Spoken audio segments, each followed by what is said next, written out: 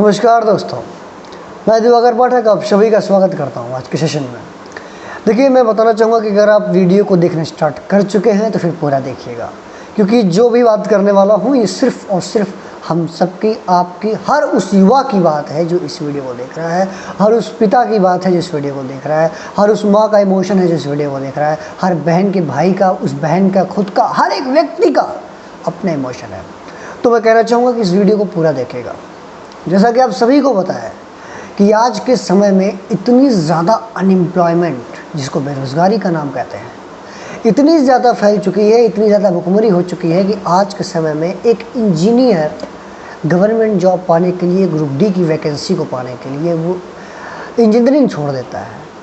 इतनी ज़्यादा प्रॉब्लम्स हो चुकी हैं। और उसके बावजूद भी गवर्नमेंट का कोई एग्ज़ाम आता है या कोई वैकेंसी आती है, उसका एग्ज़ाम होता है, वैकेंसी आई आज, एग्ज़ाम होगा 2 साल बाद, रिजल्ट आएगा 1 साल बाद, उसके बाद वाइवा, इंटरव्यूज़ जो भी होते हैं वो 1 साल बाद, सिलेक्शन 3-4 साल बाद। इस एक जॉब को पकड़ने में अप्रॉक्स आपको 8 ईयर्स लग जाते हैं। और नहीं हुआ तो कितनी जॉब निकलती हैं, कितने, आप खुद समझिए एक बार कि पूरे साल में अगर देखा जाए तो गवर्नमेंट के कुल कितने जॉब निकलते हैं। और निकलेंगे क्यों निकलेंगे अब गवर्नमेंट जॉब, जो सारी चीज़ें प्राइवेट सेक्टर में जा रही हैं। तो एयरपोर्ट भी प्राइवेट हो रहा है, बस स्टेशन भी प्राइवेट हो रहा है, रेलवे स्टेशन भी प्राइवेट हो रहा है, और यहाँ तक कि लगभग बस स्टेशन भी जो है प्राइवेट किए जा रहे हैं। सारा का सारा निजीकरण हो रहा है। और एक चीज़ आपसे कहा जा रहा है जो आप नहीं कर रहे हैं, आत्मनिर्भर बनो। आत्मनिर्भर बनने के लिए होना चाहिए पैसा, पैसे नहीं तो आत्मनिर्भर कहाँ से बने सर, समझिए। इतनी प्रॉब्लम्स, इतनी कठिनाई, इतना ज़्यादा हमारे साथ प्रॉब्लम्स हो रही है कि एक लड़का किसी भी एग्ज़ाम, जब सपोज करते हैं एसएससी की तैयारी कर रहा है, एक लड़का एसएससी की तैयारी कर रहा है और मान लीजिए 2020 में आया, 2020 में 12th पर पास करके एक लड़का आता है एसएससी तैयारी करने के लिए। उसके बाद वो एग्ज़ाम देता है 2023 में, क्योंकि वैकेंसीज ही निकलती है 2-2.5 साल बाद, और वैकेंसीज की संख्या होती है लगभग 10,000। मान लीजिए सपोज करते हैं सीजीएल की वैकेंसी 10,000 आई। अब आप सोचिए ज़रा एक बार इस चीज़ को कि 10,000 वैकेंसी जो एक लड़का आया 2020 में 3 साल बाद दे रहा है, तो 3 साल के बीच में कितने लड़के होंगे एग्जाम, तो सभी अटैम्प्ट करेंगे। और ये जो 23 में अटैम्प्ट करने वाले विद्यार्थी हैं, जो 20 से पहले के विद्यार्थी थे, वो भी अटैम्प्ट करेंगे। 10,000 वैकेंसी में अगर अटैम्प्टर्स हो रहे हैं लगभग 10 लाख या अप्रॉक्स 2 करोड़, 3 करोड़ या 1 करोड़ की वैकेंसी, मतलब पार्टिसिपेंट्स हो जाते हैं मात्र 10,000 या 20,000 वैकेंसीज़ में। क्या आपने कभी सोचा कि वो मान लीजिए 20,000 का हो भी जाता है तो जो लगभग 1 करोड़ की आबादी है उनका क्या? अगर यूथ ही नहीं रहेगा तो देश किस काम का? अगर यूथ ही अपने आप को सेटिस्फाइड नहीं फील करेगा, अपने आप को सुरक्षित नहीं फील करेगा, तो वो कैसे देश की रक्षा करेगा, सुरक्षा करेगा? आप खुद समझिए इस चीज़ को। देखिए, जितने भी मेरे व्यूवर्स हैं जो इस वीडियो को देख रहे हैं, आप इस बात को ज़्यादा से ज़्यादा पहुंचाइएगा। मैं वीडियो बनाने का रीज़न एकमात्र ये है कि आप बीटी सुना रहा हूं मैं। एक इंसान तैयारी करता है तो एक एग्ज़ाम को, सिर्फ एग्ज़ाम देने के लिए उसको 3 साल लग जाते हैं, उसका सिलेक्शन लेने में उसको 5 साल लग जाते हैं। एवरेज बता रहा हूँ मैं आपको, हर एग्ज़ाम का एवरेज। 2019 में एनटीपीसी का आता है वैकेंसी, जो 33,000 वाला आता है। आज तक उसका एग्ज़ाम का कोई पता नहीं है कि उसका एग्ज़ाम कब होगा। 1.5 साल बीत चुके हैं और जस्ट चुनाव के कुछ दिन पहले, सिर्फ किस लिए? वोट के लिए। अगर वोट बैंक इकट्ठा करनी है तो आप काम करके इकट्ठा कीजिए। जो सीट आपको अभी मिली है शायद इससे ज़्यादा आपको मिले। अभी तो ये ठीक ही था, युवाओं ने इसके प्रति पहल स्टार्ट किया, बहुत सारे कार्य करना स्टार्ट किया, अच्छी बात है। पर क्या ये बात का कोई नतीजा निकलेगा? सवाल तो मेरा ये है, या हम सारे यूथ का सवाल ये है कि क्या कोई इसका परिणाम निकलेगा? क्या हम ऐसे ही रहेंगे? क्या सिर्फ चिल्लाते ही रहेंगे? आपने हमें क्या समझ के रखा है? आखिर करें क्या? पूरा फ्रस्ट्रेशन किस पर निकालें हम?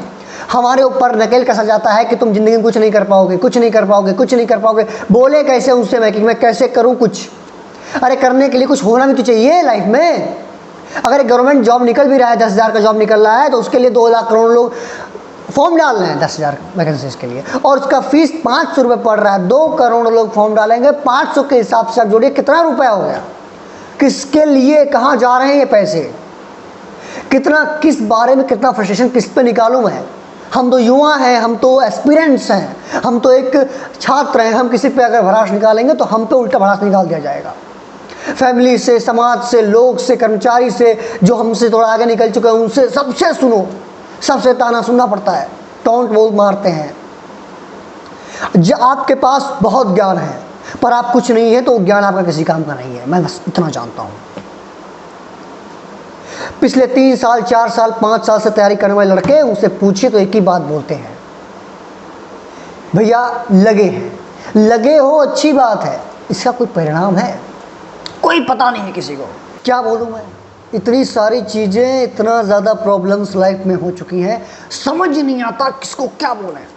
सब के सब एक ही बात कहते हैं कि गवर्नमेंट जॉब कहाँ से करें, गवर्नमेंट जॉब मिलना चाहिए। रेलवे प्राइवेट हो रहा है, बस स्टेशन प्राइवेट हो रहे हैं, एयरपोर्ट्स प्राइवेट हो रहे हैं, एवरीथिंग सब कुछ प्राइवेट ही हो रहा है। कहाँ पे गवर्नमेंट जॉब वैकेंसी निकलनी भी तो चाहिए, और निकले तो उसका होना भी तो चाहिए कि इसका डिक्लेयर हो। टीचर की वैकेंसी 69,000 वो भी रद्द कर दिया गया। आखिर 69,000 युवाओं की ज़िंदगी बर्बाद की गई। थोड़ी सी गलती निकलती है उस पर कार्रवाई कीजिए, सीबीआई का वो इंक्वायरी बैठाइए, अब उस पर आप भर्ती रद्द कर दे रहे हैं।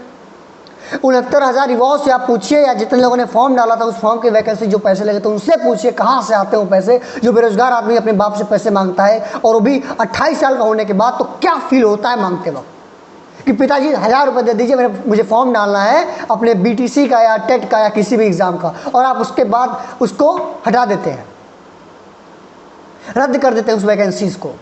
आज मैं आपको बताता हूँ हर युवा का दर्द क्या है, क्या फील करता है वो अपने अंदर से इस चीज़ को। सुनिए, 1 मिनट सुनिए इस चीज़ को कि कैसे ना करूँ मैं नौकरी की आस। मैंने माँ के आंसुओं को छलकते देखा है, मैंने बापू के हर दर्द को छुपाते देखा है, मैंने भाइयों के सपनों को खुद की आंखों से बुनते देखा है, मैंने बहन की उम्मीदों को खुद से जुड़ते देखा है। तो कैसे ना करूं मैं नौकरी की आस, मैं खुद से खुद को लड़ते देखा है। दिनों को महीनों और महीनों को साल में बनते देखा है, एक नौकरी की चाह में खुद को बदलते देखा है। इतनी मेहनत के बाद भी मैंने खुद को मायूस ना देखा है, इतनी मेहनत के बाद भी मैंने खुद को मायूस ना देखा है, पर के सवालों से मैंने खुद को परेशान देखा है। तो कैसे ना करूं मैं नौकरी की आस, मैंने खुद से खुद को लड़ते ही देखा है।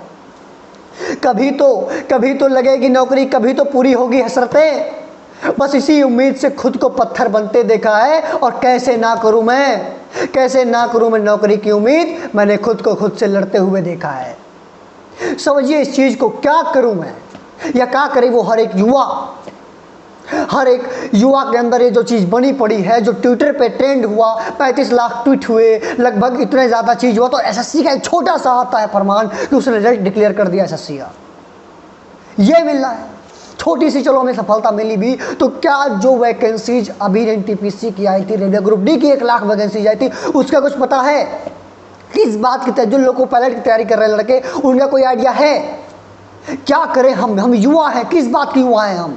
सिर्फ वोट देने के लिए युवा है, गाली सुनने के लिए युवा है, ताने सुनने के लिए युवा है, रिश्तेदारों के ताने इतना ज़्यादा कि दर्द हो जाता है। सर कहाँ तक सुने हम?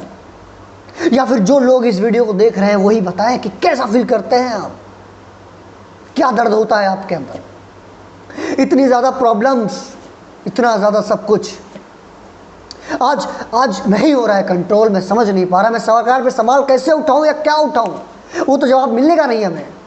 पर फिर भी सवाल मैं करता हूं कि क्या इसका कोई विकल्प है? अगर है तो प्लीज रिक्वेस्ट करते हैं, थक चुके हैं, हर एक युवा थक चुका है इस उम्मीद से कि कब होगा, कब हम सफल होंगे। एक उम्मीद में आते हैं वो गांव से शहर की तरफ, एक उम्मीद होती है वो आते हैं गांव से शहर की तरफ कि मैं कुछ बनूंगा ज़िंदगी में, और यहाँ आने के बाद लगती है हाथ लगती है तो सिर्फ मायूसी। घर परिवार, फैमिली, रिश्तेदार, समाज, देश सब पूछते हैं कि सवाल कि क्या किया तुमने, हजारों करोड़ों रुपए का नॉलेज तुम्हारे पास हो, उसकी कोई वैल्यू नहीं है, तुमने किया क्या ज़िंदगी में? सवाल यही आता है। 2014 में मैंने एक स्लोगन सुना था, बड़ा अच्छा लग रहा था, इतना अच्छा फील हो रहा था मुझे कि मैं कहीं रो न दूँ सुन के। आपको सुना के आप भी रो सकते हो सकता है। अच्छे दिन आने वाले हैं, सुना होगा आपने भी, अच्छे दिन आने वाले हैं। तो भैया सुनिए, अच्छे दिन इतने आने वाले हैं, सुनिएगा, इतने अच्छे दिन आने वाले हैं कि हम कल्पना भी नहीं कर सकते कि कितने अच्छे दिन आने वाले हैं। अब सोचिए आप कि अब बड़े सरकारी बैंक्स या जितने बैंक हैं प्राइवेट किए जा रहे हैं, बस स्टेशन को प्राइवेट किया जा रहा है, रेलवे को प्राइवेट किया जा रहा है, सब निजीकरण होगा। सारा जितना ठेका है वो निजीकरण में दिया जा रहा है, मतलब प्राइवेटाइजेशन हो रहा है टोटल। अब आप सोचिए जब सर प्राइवेट हो जाएगा तो गवर्नमेंट जॉब वैकेंसी निकलेगी कहाँ से? अब इतनी सारी समस्याओं के साथ, इतना ज़्यादा प्रॉब्लम्स के साथ आखिर क्या किया जाए, कुछ पता नहीं। अब आपको एक बात बताते हैं, सुनिएगा जब ध्यान से। ये हर एक युवा का सवाल है, ये हर एक उस एस्पिरेंट का सवाल है, ये हर उस बाप के बेटे का सवाल है, ये हर उस माँ के बेटे का सवाल है या बेटी का सवाल है जो तैयारी करते हैं। ये हर उस परिवार का सवाल है जो अपने बेटे को 3 साल 4 साल तक बाहर भेज के पढ़ाते हैं, अपने से दूर रख के पढ़ाते हैं, और उनका कोई पता नहीं है कि करियर कब बनेगा, कब जॉब लगेगी, कब वो किसी चीज़ के लायक होंगे। तो सुनिए, इस चीज़ का नाम है युवा मांगे जवाब। अब ध्यान समझिएगा कि भर्ती निकले तो परीक्षा नहीं, भर्ती निकले तो इम्तिहान नहीं, परीक्षा हो तो परिणाम नहीं, और परिणाम निकले तो ज्वाइनिंग का नाम नहीं। आखिर क्यों युवाओं का सम्मान नहीं? आखिर इस चीज़ को, इस लाइन को अगर आप समझेंगे तो तकलीफ दर्द आपकी और बढ़ेगी, आप नहीं कंट्रोल कर पाएंगे खुद को। फिर से सुनिएगा इस चीज़ को कि भर्ती निकले तो इम्तिहान नहीं, परीक्षा हो तो परिणाम नहीं, परिणाम निकले तो ज्वाइनिंग का नाम नहीं। आखिर क्यों युवाओं का सम्मान नहीं? बस करो मजाक, अब युवा मांगे हिसाब। अब बात करो, संवाद करो, दो हमारे प्रश्नों का जवाब अब, और युवा मांगे हिसाब अब कि क्यों हमारे साथ ही ऐसा हो रहा है। देश की युवा ही आखिर नहीं सेटिस्फाइड होंगे तो कैसे देश को वो रक्षा करेंगे, सेटिस्फाइड करेंगे? तो क्यों हर भर्ती पंचवर्षीय योजना है, किसी नए भारत की परियोजना है, किस नए भारत की परियोजना है? ध्यान से समझिएगा, इस चीज़ को दोबारा सुनिए और इस चीज़ को दिमाग में बैठाइए कि क्यों हर भर्ती पंचवर्षीय योजना है, किस नए भारत की परियोजना है, किस और कैसी ये परीक्षा प्रणाली है? आपने युवाओं की छीन ली जवानी है। क्यों पेपर में गलत सवाल डालते, फिर 100 रुपए का व्यापार करते, रैंक लिस्ट का नहीं प्रावधान करते, वेटिंग लिस्ट का नहीं समाधान करते। साहब 2-4 हो तो बोलूं, अरे साहब 2-4 हो तो बोलूं, और आप तो जुल्म 1000 करते। साहब 2-4 हो तो बोलूं, आप जुल्म 1000 करते। युवा मांगे जवाब अब कि क्या समाधान हो सकता है इसका? जागो सरकार जागो, बस यही कहना है। जागो सरकार जागो, बस यही कहना है। हमारी समस्याओं पर ध्यान दो, 1 वर्ष के भीतर पूरी प्रक्रिया हो। रेहा नहीं, अरे रेहा चक्रवर्ती नहीं, बस अब नौकरियां हो। युवाओं से भी कुछ कहना है, अब और नहीं सहना है। बुलंद अपनी आवाज़ करो, आज कुछ ऐसी हुंकार भरो। आ जाए चाहे सैलाब, अब आ जाए चाहे सैलाब, अब रुकना नहीं झुकना नहीं। अपने हकों को कहना है हिसाब अब कि दो अब मुझे हिसाब, दो हमें जवाब। युवा मांगे सरकार से जवाब कि क्या हो सकता है इसका जवाब। ये हर एक व्यक्ति का दर्द है, हर एक युवा का दर्द है। और ये तो ठीक है, 1 मिनट के लिए आप हर एक चीज़ प्राइवेटाइजेशन कर रहे हैं, हर एक चीज़ प्राइवेट हो रहा है, सब कुछ, तो गवर्नमेंट जॉब निकलेगा कहाँ से? अब परसों की एक न्यूज़ आती है कि एजुकेशन मैटर्स, एक मेरे पास व्हाट्सएप आता है, उसमें लिखा होता है कि education matters. What it mean? You know, प्रधानमंत्री मनमोहन सिंह के जमाने में जीडीपी ग्रोथ गया था 10.8%, और माननीय के ज़माने में जीडीपी गया है -23.9%, अप्रॉक्स 24%, माइनस नॉट प्लस। विश्व रिकॉर्ड बना दिया इन्होंने, वर्ल्ड रिकॉर्ड बना है हमारे भी देश के लिए। तो ये सारी चीज़ों का निवारण कैसे और कब होगा, कोई पता नहीं है, कोई विकल्प नहीं है, कोई तरीका नहीं है, कोई जवाब नहीं है। बस चिल्लाओ चिल्लाओ चिल्लाओ, कोई आइडिया नहीं है इसका क्या होने वाला है। बस इतना ही कहूँगा, आप सभी से निवेदन करता हूँ कि आवाज़ उठाओ, और जो कैंपेन चल रहा है एसएससी और बैंकिंग और जितने भी प्राइवेट या गवर्नमेंट एग्ज़ाम को लेकर के हो रहे हैं, या नीट आईआईटी को लेकर के हो रहे हैं, जो दंगे फसाद हो रहे हैं एग्ज़ाम को लेकर के, उस पर काम करो और देश में शांति रखिए, यही मैं कहना चाहूँगा। लेकिन हमारी समस्याओं का निवारण कीजिए, इससे ज़्यादा कुछ नहीं। मैं और क्या बोलूँ, मेरे पास शब्द नहीं है। मुझे लगता है कि मैंने अपनी बातें, हर युवा की बातें मैंने रखी है यहाँ पे। जो संतुष्ट है वो कमेंट बॉक्स में ज़रूर बताए कि उसे क्या करना चाहिए, सरकार को, सरकार के लिए उसका क्या सुझाव है। मैं चाहूँगा कि आप सभी लोग दें। आप सभी का बहुत बहुत धन्यवाद। नमस्कार, जय हिंद।